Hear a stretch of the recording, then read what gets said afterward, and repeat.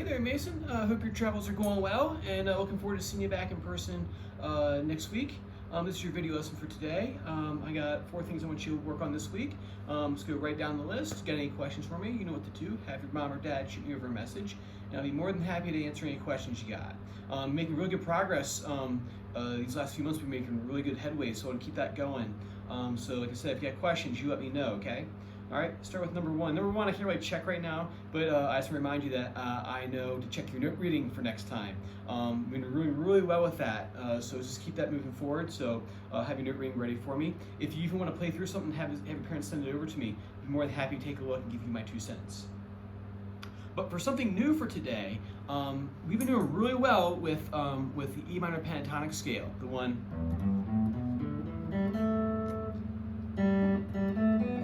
Doing really well with that, the one down here. But what I want to talk to you today about is another version of E minor pentatonic. Basically what I do is I call these boxes. And there's different E minor pentatonic boxes across the neck. We're going to learn all of them eventually. We'll just rinse and repeat, but the first thing I want you to do is just get this new box on your finger. I call this E minor pentatonic box 2. I got it tabbed out right over here on the paper that I'm going to send along with the video. I can point at like you can see it or something. But let me zoom in here real quick and I'll show you how this scale kind of works. So what I'm going to do is I'm going to start here down here on the 6th string, right? And I'm only going to be using 1st finger and 3rd finger, so just these 2 fingers right here. I'm going to do 3, 5 on the 6th string.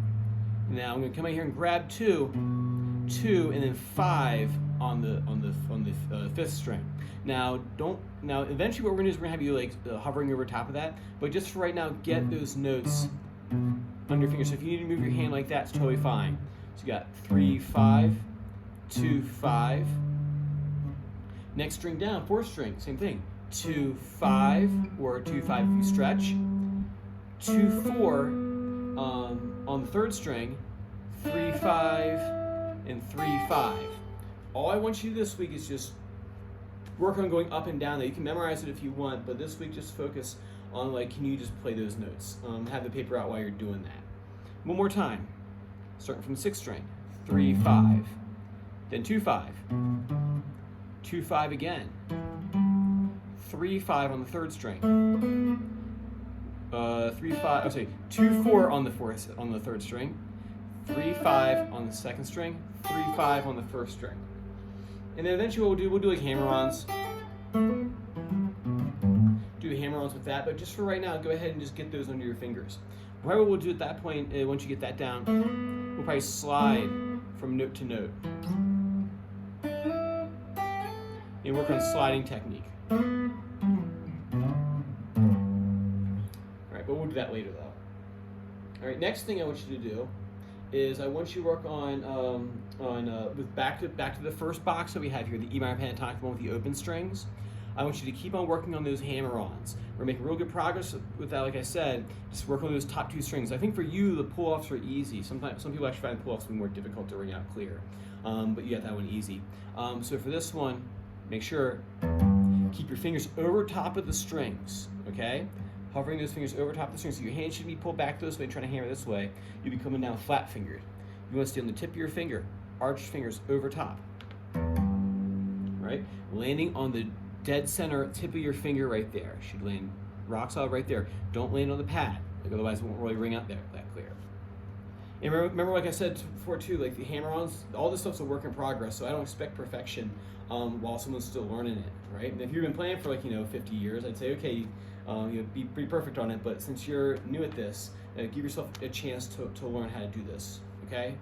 All right, 0, 3, 0, 2, 0, 2, 0, 2, 0, 3. Remember, it's not how fast you do it, it's how much weight you have and how well you land on the tip of that finger. Like that.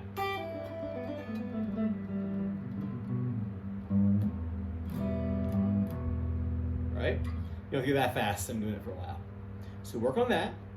And then 4th thing I want you to work on is Wild Thing, the trogs. This is part 2. As I remember correctly, last time you were really getting down that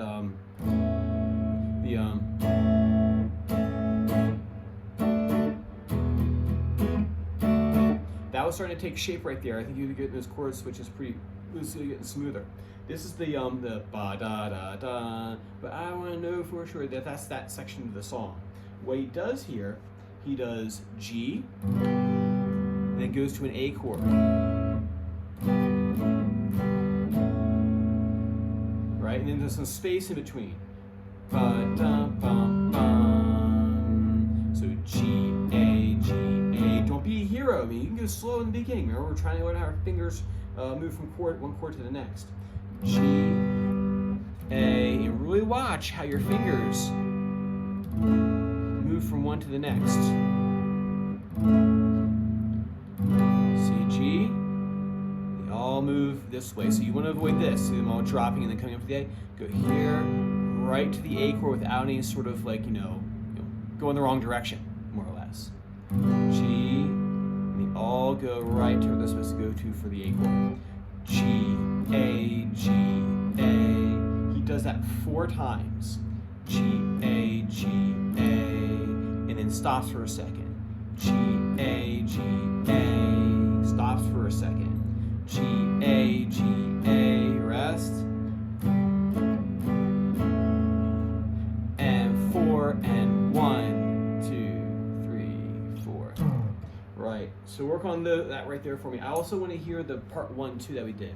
And then what we'll do after that is we'll probably look at maybe some more Led Zeppelin, or maybe another chord song too in there. So, all right, man. Like I said, if you have any questions about any of this, let me know. Let your parents know so they can let me know. You make real good progress. Keep it up for me, okay? And I'll catch you when you get back here next week. Take care, man.